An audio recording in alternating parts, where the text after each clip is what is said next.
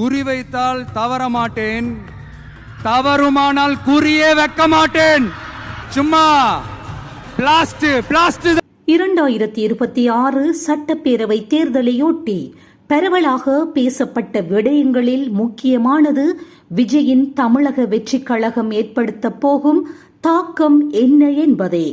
தற்போதைய தேர்தல் முடிவு இந்த கேள்விக்கு பதிலாக அமைந்துள்ளது.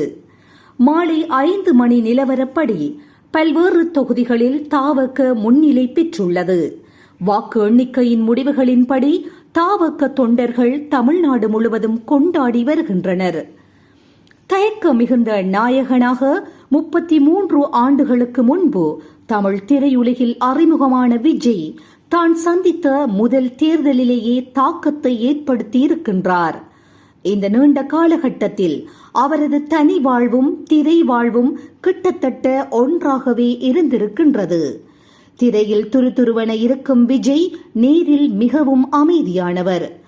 திரையில் பார்த்த ஒரு கலகலப்பான மனிதரை எதிர்பார்த்து சென்றால் பேசவே தயங்கக்கூடிய, கேட்ட கேள்விக்கு மட்டும் பதில் சொல்லும் நபராக இருப்பார் விஜய். 10 வயதிலேயே தங்கையை இழந்துவிட்டு பெற்றோரின் ஒரே குழந்தையாக வளர்ந்ததும் தன் வயதுக்கேற்ற ஒன்றுவிட்ட சகோதர சகோதரிகள் இல்லாததும் அதற்கு காரணமாக இருக்கலாம் என ஒருமுறை தெரிவித்தார் விஜய். புதியவர்களிடம் பேச தயங்கும் இளைஞராக துவங்கி ஒரு கட்சியின் தலைவராக பரிணாமம் எடுத்திருக்கும் விஜயின் பயணம் சாதாரணமானது அல்ல. 8ஆம் வகுப்பில் தொடங்கிய நடிப்பு விஜய் சிறுவனாக இருக்கும் போதே நிகழ்ந்த நித்யாவின் மரணம் அவரை வெகுவாக பாதித்தது. அவரே சொன்னபடி மேலும் அமைதியானவராக மாறினார் விஜய். எஸ்.சி. சந்திரசேகர் படங்களை இயக்க ஆரம்பித்த போது விஜய்க்கு வேடிக்கை பார்க்கக்கூடிய வயது வந்திருந்தது. அந்த சமயத்தில் எஸ்.சி. சந்திரசேகர் பெரும்பாலும் விஜயகாந்தை வைத்து படங்களை இயக்கிக் கொண்டு இருந்தார். இந்த படங்களில் சிறு சிறு பாத்திரங்களில் நடிக்க ஆரம்பித்தார் விஜய். முதல் படத்தில் நடிக்கும் பொழுது அவர் 8வது படித்துக் கொண்டிருந்தார். 10ஆம் வகுப்பில் நான் சராசரிக்கும் சற்று மேலான மாணவனாக தான் இருந்தேன். அதற்கு பிறகு படிப்பில் ஆர்வம் குறைய சினிமா ஆசை வந்தது. அப்பாவுக்கு தெரியாமல் நிறைய சினிமா பார்த்தேன். சிறிது காலம் கழித்து சினிமாவில் வர வேண்டும், நடிக்க வேண்டும் என்று சொல்ல வீட்டில் கடுமையான எதிர்ப்பு. எங்களுக்காக ஒரு டிகிரி படி, நானே உனக்காக ஒரு படத்தை தயாரிக்கின்றேன் என்றார் அப்பா. அதன் பிறகு லயோலா கல்லூரியில் விஷுவல் கம்யூனிகேஷனில் சேர்ந்தேன். ஒரு வருடம்தான் படித்தேன். அப்பொழுது அப்பா நாளைய தீர்ப்பு படத்தை தயாரித்தார். அதில் என்னை ஹீரோ ஆக்கினார். அந்த படம் சரியாக போகவில்லை. 6-7 மாதங்கள் இடைவெளி. திரும்பவும் கல்லூரிக்கு போனேன் என தனது ஆரம்ப கால சினிமா வாழ்க்கை பற்றி 2009 இந்தியா டுடே இதழுக்கு அளித்த பேட்டியில் விஜய் கூறியிருந்தார். நாளைய தீர்ப்பு திரைப்படம் சரியாக போகாத நிலையில் விஜயகாந்த் நாயகனாக நடித்த சிந்தூர பாண்டி திரைப்படத்தில் 2வது கதாநாயகனைப் போல் நடித்தார் விஜய். விஜயகாந்த் ஏற்கனவே பிரபல நட்சத்திரம் என்பதால் அந்த படத்தில் நடித்தது அவரை பரவலாக அறிமுகப்படுத்தியதோடு ஒரு நடிகராக ஏற்கப்படுவதன் ஆரம்பமாகவும் அமைந்தது. 1994 வெளிவந்த ரசிகன் திரைப்படத்தில் இளைய தளபதி என்ற பட்டத்தை தனது மகனுக்கு சூட்டினார் எஸ்.சி. சந்திரசேகர். 2017 வெளிவந்த பைரவா திரைப்படம் வரை இந்த பட்டமே விஜயின் டைட்டில் கார்டுகளில் பயன்படுத்தப்பட்டது. லயோலா கல்லூரியில் படிக்கும் பொழுது ஸ்ரீநாத், சஞ்சீவ், ராம்குமார், மனோஜ், சுஜய், விஜய் என ஒரு நட்பு கூட்டணி உருவானது. ஆனால் அடுத்தடுத்து தந்தையின் தயாரிப்பில் படங்கள் வெளியாக ஆரம்பிக்க கல்லூரி படிப்பிற்கு நேரமில்லாமல் போனது. ஒரே ஆண்டில் பல படங்கள் வெளியாகின. 1995 முதல் 1997 வரை ஆண்டுக்கு 4-5 படங்கள் வெளியாக ஆரம்பித்தன. அதற்கு பிறகு 2005ஆம் ஆண்டு வரை விஜய் நடித்து ஆண்டுக்கு குறைந்தது 3 திரைப்படங்களாவது வெளிவந்தன.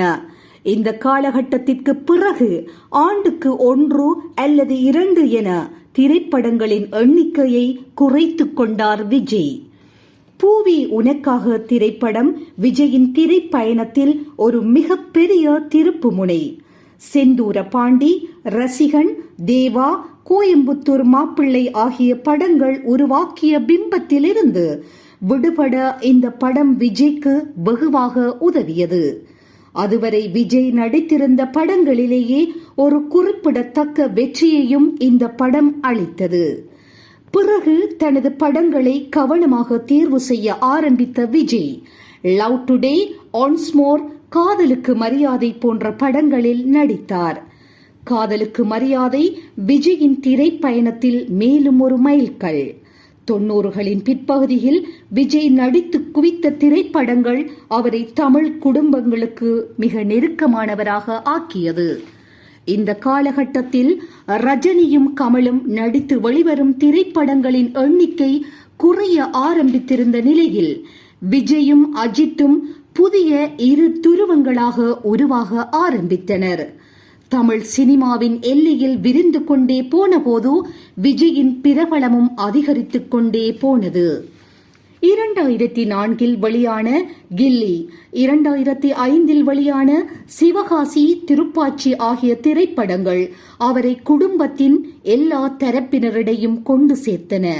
இதற்கு பிறகு சில படங்கள் தோல்வியை தழுவ 2012இல் வெளியான துப்பாக்கி அவருக்கு ஒரு புதிய பாதையை காட்டியது. தலைவா படத்தில் அவரது தலைமையில் ஒரு மாஃபியா கும்பல், கத்தி படத்தில் முதியவர்களின் குழுவிற்கு அவர் தலைமை தாங்குவது போன்றவற்றின் வழியாக விஜய் ஒரு நல்ல தலைவர் என்ற புதிய பிம்பத்தின் அடித்தளம் போடப்பட்டது. 2017க்கு பிறகு விஜய் நடித்த மெர்சல், சர்க்கார், பிகில், மாஸ்டர், பீஸ்ட், வாரிசு, லியோ ஆகிய படங்களில் லியோ படம் தவிர பிற படங்கள் அனைத்துமே அவருக்கு தலைவர் என்ற பிம்பத்தை கட்டமைத்தன என தன்னுடைய ஜனநாயகன் நூலில் குறிப்பிடுகின்றார் ஆய்வாளரான முகம்மது இல்யாஸ். இந்த காலகட்டத்தில் விஜய் தனது இளைய தளபதி என்ற பட்டத்தை மாற்றி தளபதி என முன்னிறுத்தினார். விஜயின் அரசியல் ஆர்வம் எப்போது தொடங்கியது என்பது குறித்து தெளிவான தகவல்கள் இல்லை. ஆனால் அவர் புதிதாக கட்சி தொடங்குவதற்கு சில மாதங்களுக்கு முன்போ சில ஆண்டுகளுக்கு முன்போ ஏற்பட்ட ஆர்வமில்லை அது. 16 ஆண்டுகளுக்கு முன்பாக அளித்த பேட்டி ஒன்றில் ஒரு கட்டத்தை தாண்டி உதவி செய்ய கையில் பவர் இருக்க வேண்டும், ஒரு கட்டம் வரைதான் ரசிகர் மன்றமாக இயக்கமாக இருக்க முடியும், அதை தாண்டி வந்துவிட்டால் பவர் தேவைப்படுகின்றது என்று விஜய் கூறியிருந்தார். இதற்கிடையில் இலங்கையின் உள்நாட்டு போர் நடந்து கொண்டிருந்த போது விஜய் திடீரென உண்ணாவிரதத்தை அறிவித்தது ஆச்சரியமாகத்தான் இருந்தது. இதில் அவருடைய ஆயிரக்கணக்கான ரசிகர்களும் பங்கேற்றனர். மக்களிடையே பணியாற்றுவதற்காக 2009ஆம் ஆண்டு ஜூலையில் விஜய் மக்கள் இயக்கம் என்ற அமைப்பு தொடங்கப்பட்டது. 2012ஆம் ஆண்டில் 10ஆம் வகுப்பிலும் 12ஆம் வகுப்பிலும் நல்ல மதிப்பெண்கள் பெற்றோருக்கு விஜய் விருதுகளை வழங்கினார். மக்களுக்கு பணியாற்றும் எண்ணம் இருப்பதை உணர்த்துவதைப் போல இந்த செயல்கள் இருந்தன. 2017ஆம் ஆண்டு அனிதாவின் மரணம் நிகழ்ந்த போது அவரது குடும்பத்தினரை சந்தித்து ஆறுதல் தெரிவித்தார் விஜய். 2018ஆம் ஆண்டு தூத்துக்குடியில் ஒரு போராட்டத்தில் நடந்த துப்பாக்கிச் சூட்டில் உயிரிழந்தவர்களின் குடும்பத்தினருக்கு நிதி உதவி அளித்த விஜய் அதே ஆண்டு கேரளாவில் வெள்ளத்தால் பாதிக்கப்பட்ட பகுதிகளுக்கும் நிவாரணப் பொருட்களை அனுப்பி வைத்தார். இந்த நிகழ்வுகளுக்கு பிறகு விஜய் அரசியல் கட்சி தொடங்க போகின்றார் என்ற பேச்சுக்கள் மெல்ல மெல்ல தீவிரமடைய ஆரம்பித்தன. 2024ஆம் ஆண்டு பிப்ரவரி மாதம் தமிழக வெற்றிக் கழகம் என்ற அரசியல் கட்சியை தொடங்கினார் விஜய். இருந்தபோதும் 2024ஆம் ஆண்டின் நாடாளுமன்ற தேர்தலில் அந்த கட்சி போட்டியிடாது என அறிவித்தார். இதற்கு பிறகு அதே ஆண்டு அக்டோபரில் கட்சியின் முதல் மாநாட்டினை கூட்டினார் விஜய். இந்த மாநாட்டிற்கு வந்த கூட்டம் தமிழ்நாட்டின் பல அரசியல் கட்சிகளையும் திரும்பி பார்க்க வைத்தது. 2025 ஆண்டு செப்டம்பர் 27 கரூரில் நடந்த அவரது கூட்டத்தில் 41 பேர் பலியாகினர். விஜய் குறித்து பேசுபவர்கள் எல்லோருமே ஒரு விடயத்தை குறிப்பிட்டு சொல்வார்கள். அது அவரது நேரம் தவறாமை குறித்த செய்தியாகும். படப்பிடிப்புக்கு 8 மணிக்கு வர வேண்டும் என்று சொன்னால் 7:50 தயாராக இருப்பார். நாம் சற்று நேரம் தள்ளி சொல்லி இருக்கலாமோ என சொல்லும் அளவிற்கு நேரம் தவறாமையை கடைபிடிப்பார் விஜய் என இயக்குனர் சிம்புதேவன் கூறினார்.